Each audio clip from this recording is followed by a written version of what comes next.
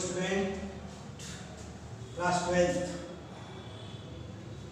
Maths exercise number 5C question number 9 इसके पहले के हमने प्रश्न किए थे और उन प्रश्नों में से कुछ मैंने बताए और कुछ आपको करने के लिए आप सभी प्रश्नों की फेयर कॉपी में तो कर ही सकते हैं, लेकिन रफ कॉपी में जरूर हल कर करके देखें। आपके टाइम भी पास होगा और साथ साथ में आपको सीखने को भी बहुत कुछ मिलेगा, ठीक है ना। तो यहाँ हम आज क्वेश्चन नंबर 9 कर रहे हैं। यदि A बराबर एक मैट्रिक्स दे रखी है, B एक दूसरी मैट्रिक्स दे रखी है और C तीसरी दे रखी है।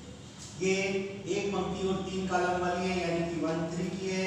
ये आपके पास में 3 3 की है और ये आपके पास में एक ही कॉलम है लेकिन पंक्तियां 3 है, तो 3 1 की मैट्रिक्स है, ठीक है। हमें याद करना है कि A B C का मान क्या होगा, यानी कि तीनों का गुणा। तो गुणा एक साथ नहीं हो सकता है, इसको बारी बारी से करेंगे। पहले हम इसमें लिखेंगे x y z पहली मैट्रिक्स, ये पहली मैट्रिक्स हो गई। ये दूसरी matrix A H G H B F G F और C, और फिर तीसरी मैट्रिक्स C वो इस प्रकार से है x y और z। इनका गुणा करेंगे, फिर जो आंसर आएगा उसका इससे गुणा करेंगे। गुणा करना हमने सीख लिया अच्छे से। हमें मालूम है कि जो कॉलम है और पंक्तियों की संख्या और कॉलम की संख्या, पहले मैट्रिक्स के कॉलम की संख्या दूसरी मैट्रिक्स की पंक्तियों की संख्या के समान बराबर हो तो हम कहेंगे कि गुणन संभव है, गुणा संभव है। तो यहाँ पे हम देख रहे हैं कि समान है, इसलिए हम यहाँ गुणा कर सकते हैं। तो गुणा करना शुरू करते हैं। हमारे पास में पंक्ति x y z है और कॉलम हमारे पास में 1 2 3। तो इस पंक्ति का बारी बारी से कॉलम में गुणा होता है। तो इस प्रकार से देखेंगे, x का गुणा a में, फिर y का गुणा इसमें, फिर z का गुणा g में। ये अब इसी का दूसरे वाले कॉलम से x का h में और y का b में और z का f में। और फिर तीसरे नंबर पे आते हैं, वापस से यही पंक्ति यही है, कॉलम है। तो x का g में प्लस y का y में और z का पंक्ति वहां चलेगा तो यहाँ पे x का g में y का f में, तो y f और z का c में तो z c। इस प्रकार से इसका और इसका गुणा कर लिया हमने। और अब हमारे पास में मैट्रिक्स है x y z, ये बची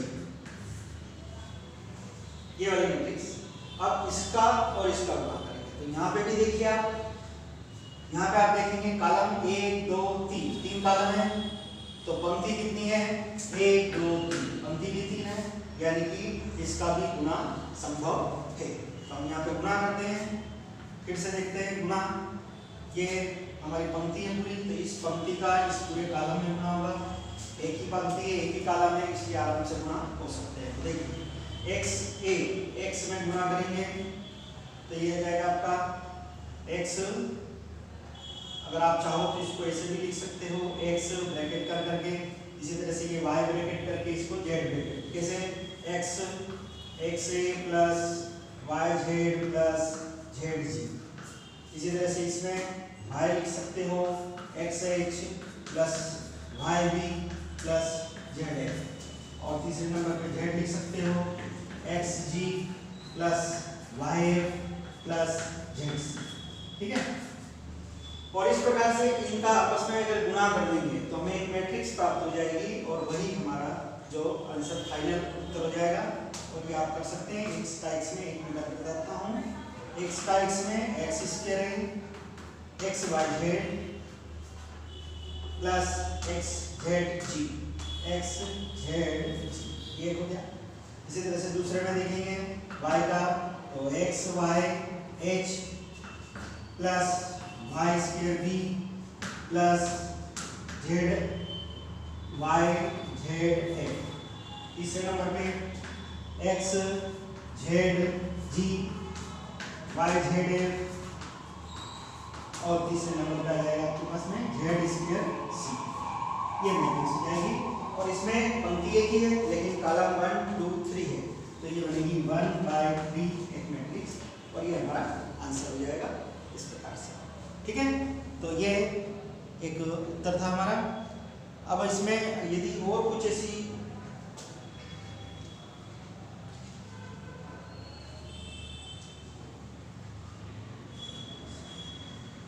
ये इन सब का प्लस हो जाएगा, ये प्लस, ये सभी को प्लस कर देंगे। प्लस में आप देखेंगे कि एक समान कोई संख्या है जो है तो उनको जमा जमा करके हम लिखते हैं, और अगर नहीं हो तो ये सब ऐसे कैसे ले जाएंगे। ठीक है, तो एक्स स्क्वायर है जो अगर दिख रही हो सेम तो उनको जोड़ देंगे, और नहीं तो यही हमारी मैट्रिक्स हो जाएगी फाइनल। ठीक है, चलिए अगला है क्वेश्चन नंबर, अच्छा एक बात और ध्यान देवें, क्वेश्चन नंबर 9 और 17 ये समान है, ये बीजी व्यंजकों के रूप में था, लेकिन जो 17 है वो आपको पूर्णांकों के रूप में है। तो करने का तरीका यही है, इसी प्रकार से करना है, लेकिन इसमें संख्या के रूप में रहेगी, इसमें बीजी व्यंजक के रूप में था, तो वहाँ पे संख्या आ जाएगी, यहाँ पे बीजी व्यंजक के रूप में ऐसे ऐसे रहेगा। ठीक है,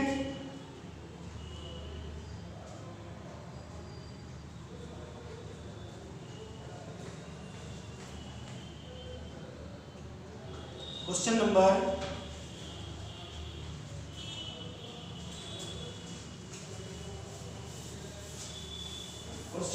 11,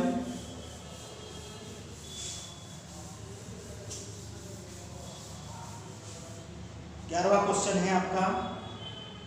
10वां क्वेश्चन दे रखा है जिसमें ए बी और सी 3 मैट्रिक्स है, और इसमें से हमें ए बी बराबर ऐसी बताना है, यानी कि ए और बी मैट्रिक्स का आप गुणा करेंगे, इसी तरह से बी और ए और सी का गुणा कर लेंगे। यदि दोनों मैट्रिक्स आपस में बराबर होती है तो लिख देंगे कि बराबर है, और अगर नहीं आते फाइनल उनका उत्तर तो लिखेंगे बराबर नहीं है। लेकिन क्वेश्चन नंबर 11 में आपको मैं करके बताता हूँ। यहाँ पे क्वेश्चन नंबर 11 है cos theta minus sine theta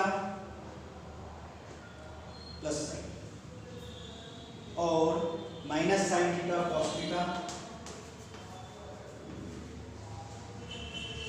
दूसरी मैट्रिक्स में इस तरह से ये सवाल दिया गया है, इसको हल करके मैट्रिक्स के रूप में लाना है, सरल करना है।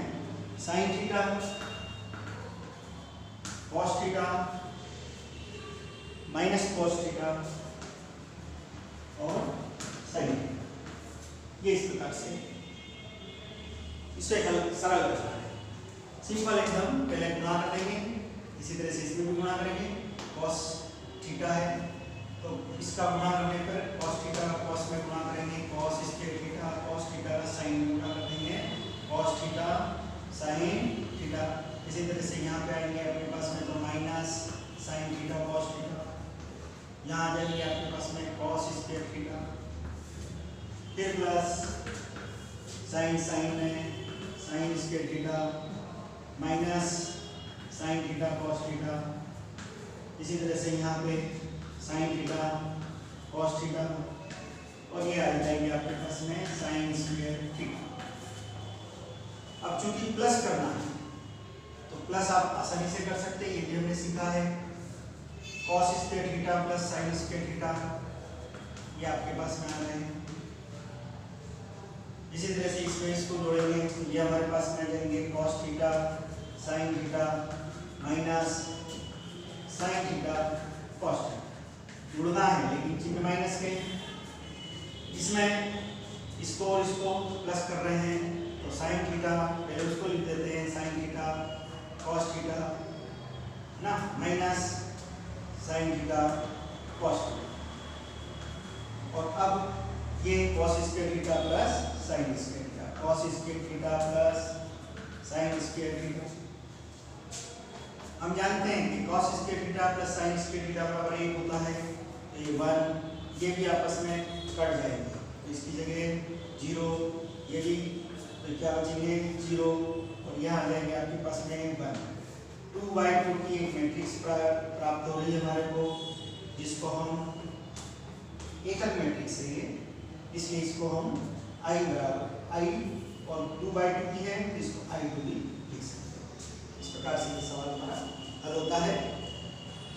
क्वेश्चन नंबर 11 करने के बाद क्वेश्चन नंबर एक 12 भी इसी तरह से है, प्लस एक बार प्लस करना है और एक बार माइनस करके दोनों का इंटू करना है ना। तो ये इंटू और प्लस ये सब चीजें आपको हो गई है याद। अब आते हैं क्वेश्चन नंबर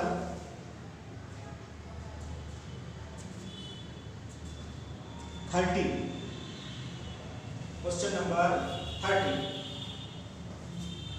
इसमें आपके पास में दिया गया है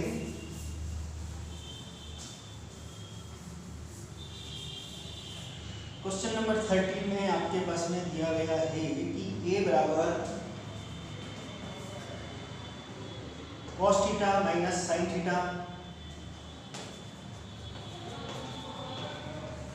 और ये मैट्रिक्स के अवयव हैं साइन थीटा cos थीटा,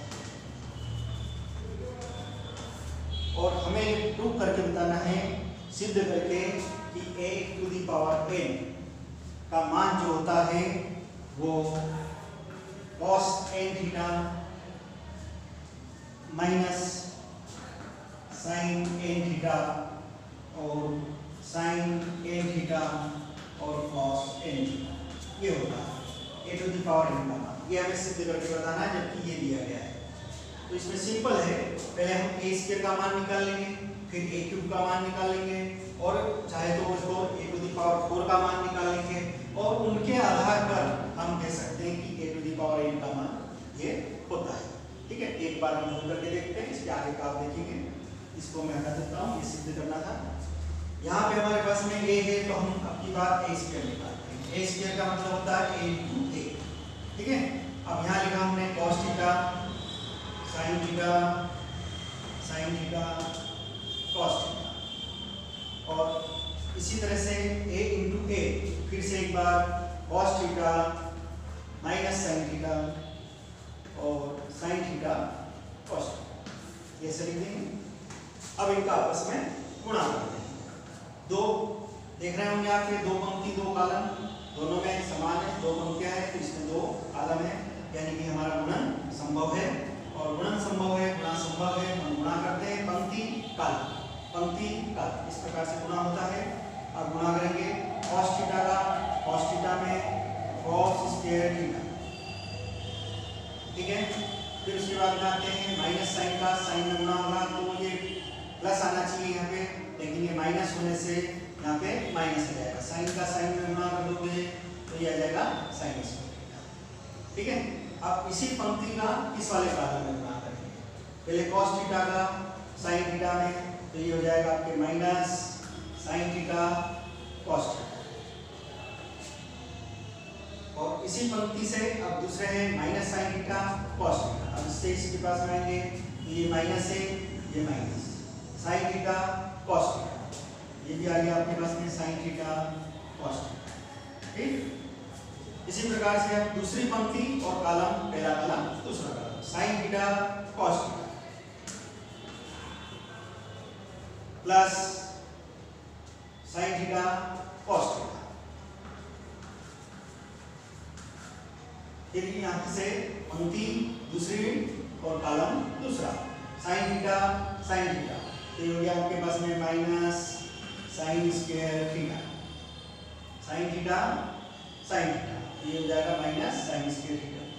अब cos थीटा तो ये हो जाएगा आपके पास में cos square theta.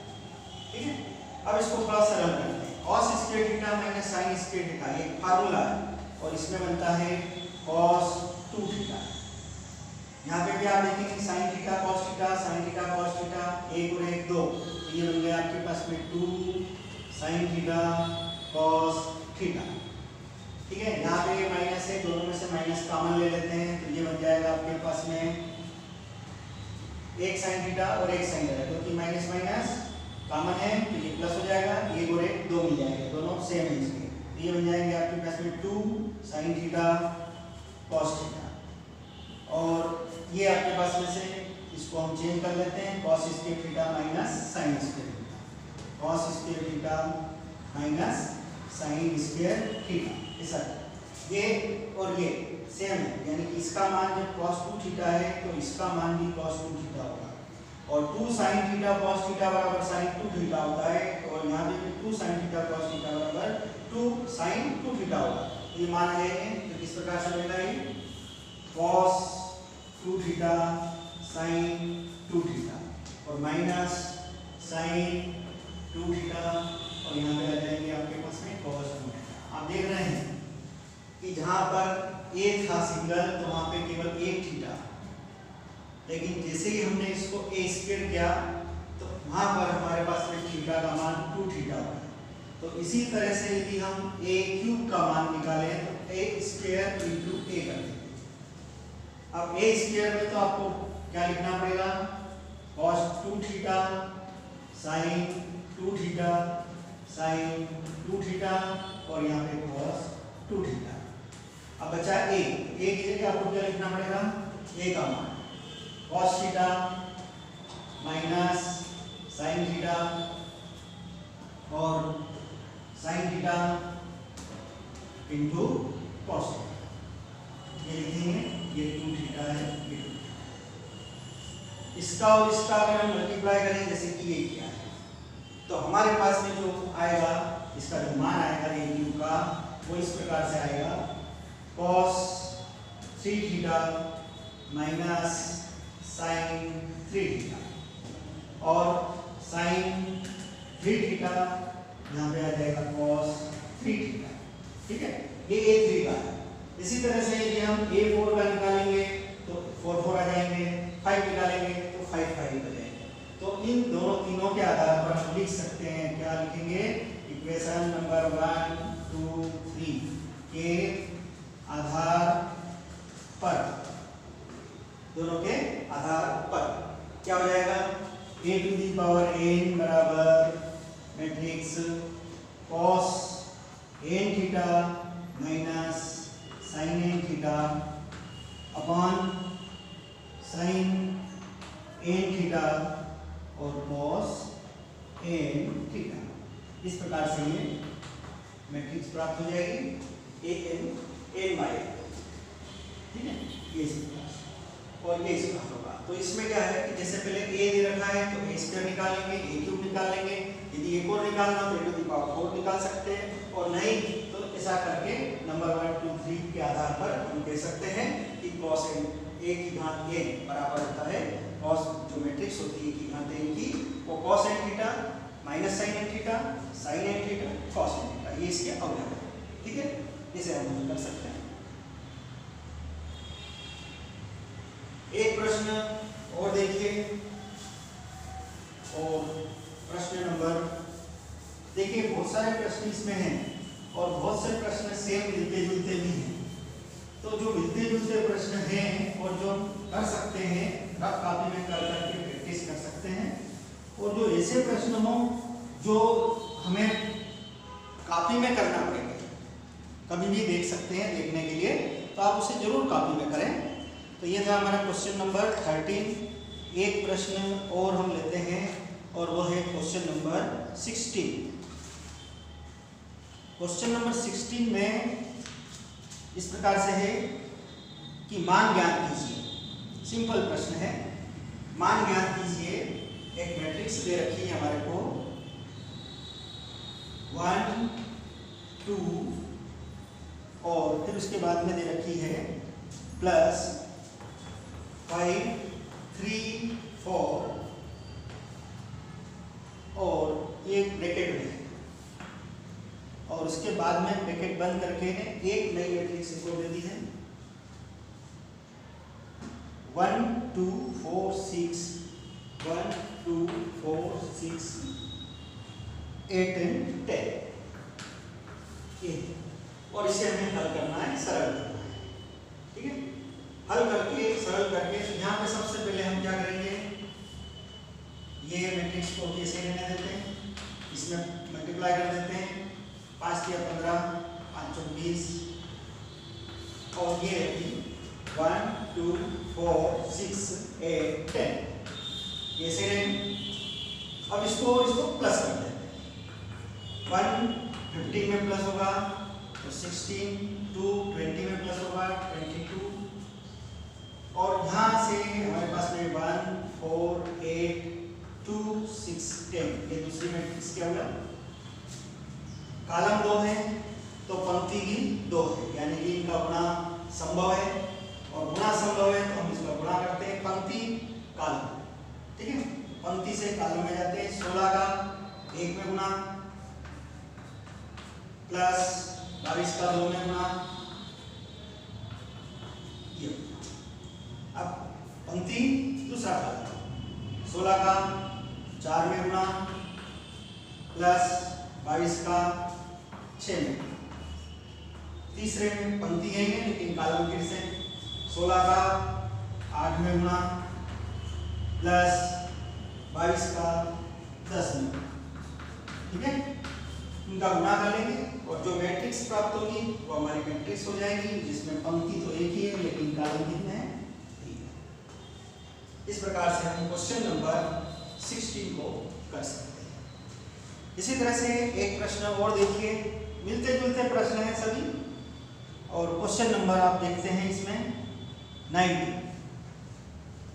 Question number 19 इस 19वें वाले प्रश्न में एक इक्वेशन दे रखी है और उस इक्वेशन को हल करके मान बताना है, सरल करना है, उसको हल करना है। इक्वेशन इस प्रकार से है fx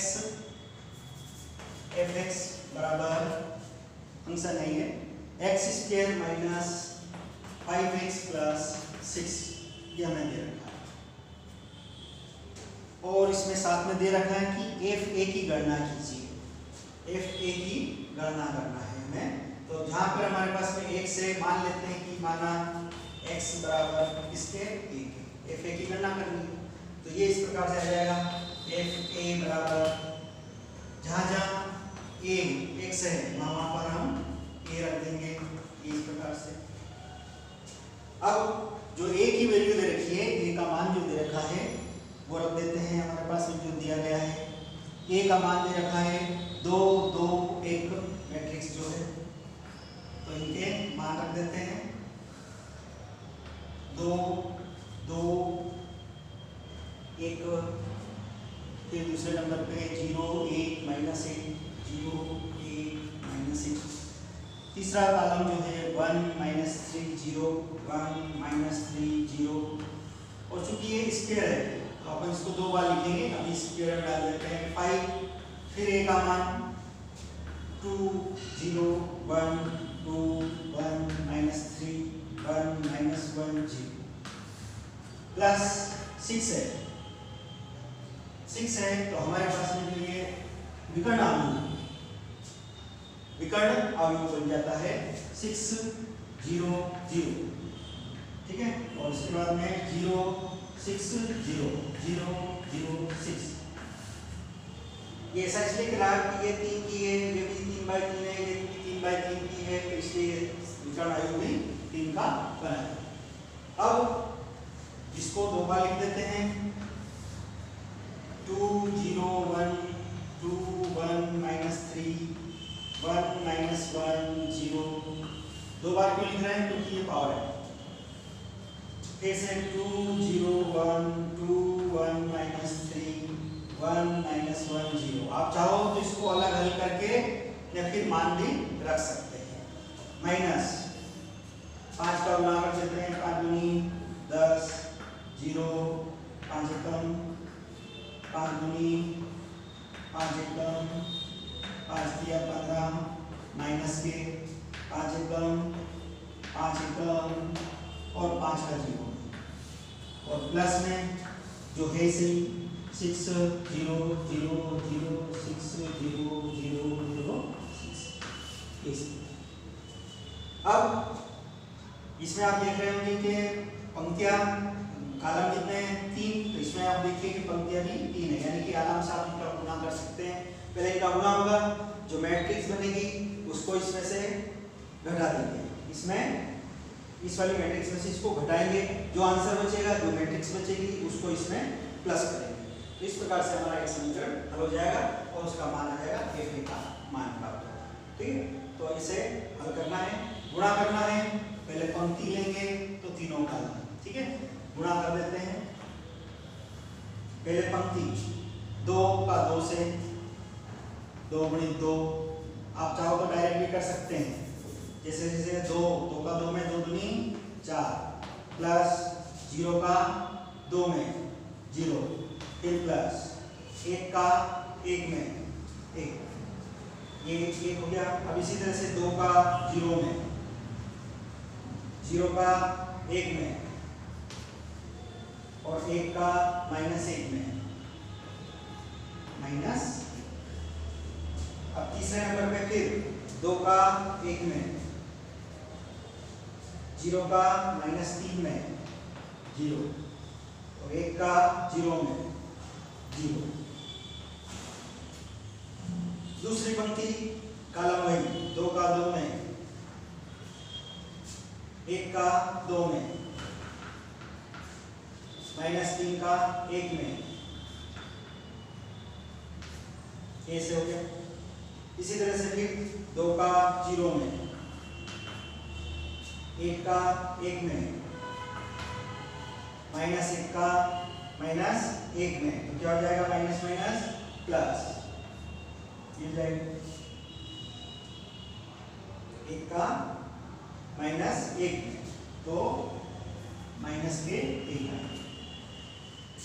ठीक है, 2 का 2 में 4, 1 का 2 में, इसमें 2 का 0 में 0, उसके बाद में 1 का 1 में 1 और -1 का आपको गुणा करना है, इसमें -3 का गुणा करना है -1 से, तो माइनस माइनस प्लस 3, -3 का गुणा करना है -1 से, तो ये हो जाएगा माइनस माइनस प्लस।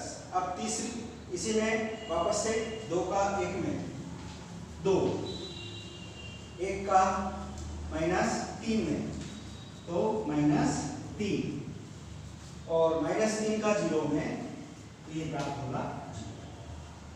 तीसरे नंबर पे पंक्ति कॉलम 1 का 2 में 2, -1 का 2 में -2, प्लस माइनस माइनस, 0 का 1 में 0, फिर से 1 का 0 में 0, -1 का 1 में -1, 0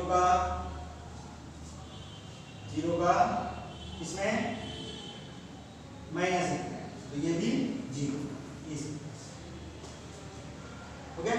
अब तीसरे नंबर पे फिर से 1 का 1 में -1 का -3 में, तो प्लस के, और 0 का 0 में 0, और ये जो मैट्रिक्स है, ये वाली और ये वाली, इसी के आगे चलाना है, एक माइनस में और दूसरी प्लस में, ये चल जाएगी।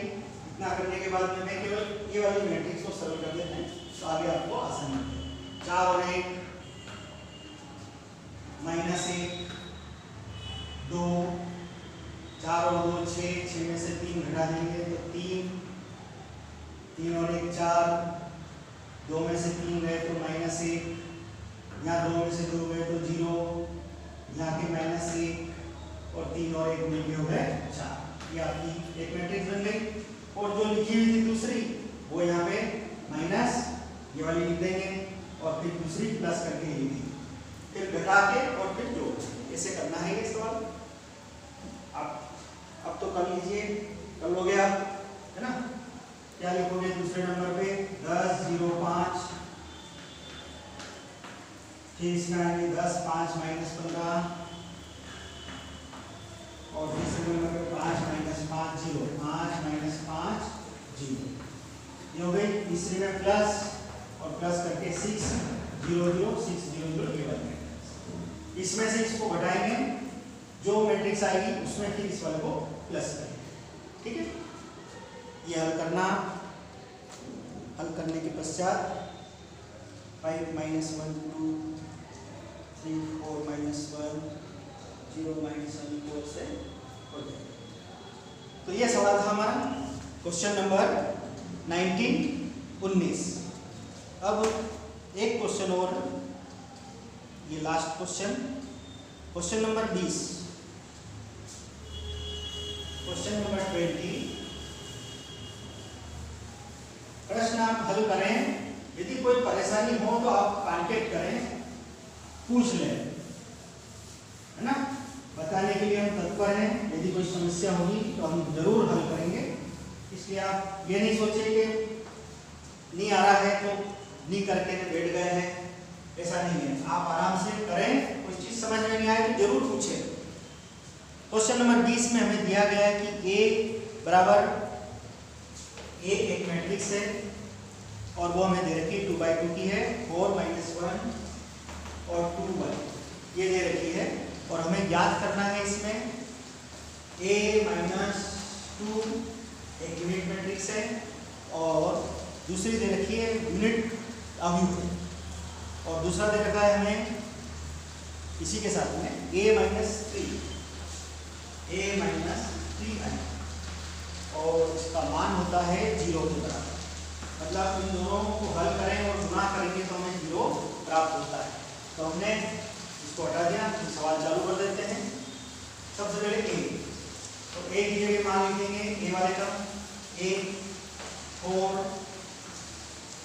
4 माइनस 1 2 1 माइनस 2 विकर्ण यूनिट विकर्ण 1 है ना, और 0 0 1 ये आ गया।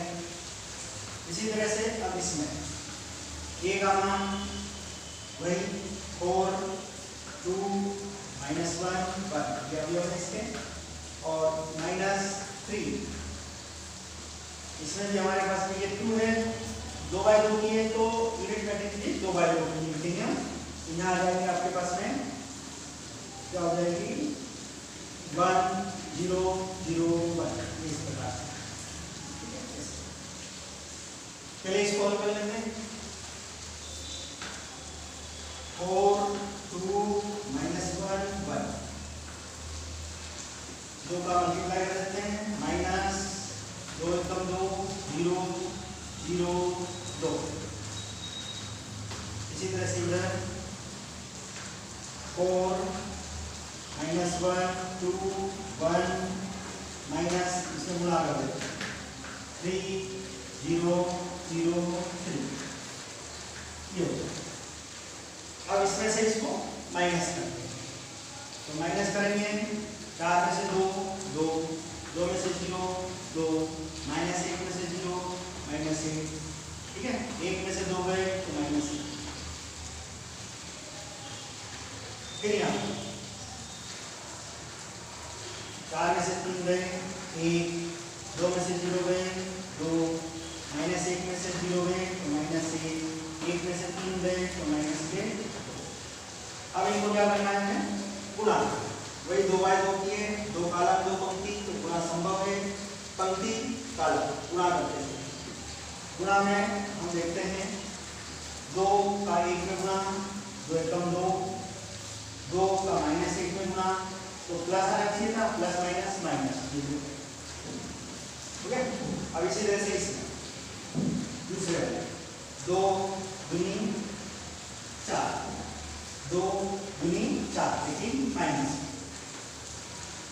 फिर पीछे माइनस 1 का ये पंक्ति दूसरी ये कॉलम नंबर 2 माइनस 1 का 1 में माइनस 1 माइनस 1 का माइनस 1 में प्लस 1, ठीक है। इसी तरह से माइनस 1 का 2 में माइनस 2 माइनस 1 का माइनस 2 में प्लस 2, ओके। अब आप देखिए 2 में से 2 गए 0 4 में से 4 गए 0 1 में से 1 गया 0 2 में से 2 गए 0 आ रही है बराबर इसके। और ये हमें सिद्ध करना था a minus 2i a minus 3i बराबर होता है तो इस प्रकार से ये प्रश्नावली जो है हमारी 1C ये लगभग समाप्त हो गई है। कुछ प्रश्न और हैं, अगर आपको लगता है कि वो हम करके देख सकते हैं तो आप करिए, और कभी कोई समस्या हो तो जरूर हमें कांटेक्ट करें और पूछ लें। ठीक है, धन्यवाद।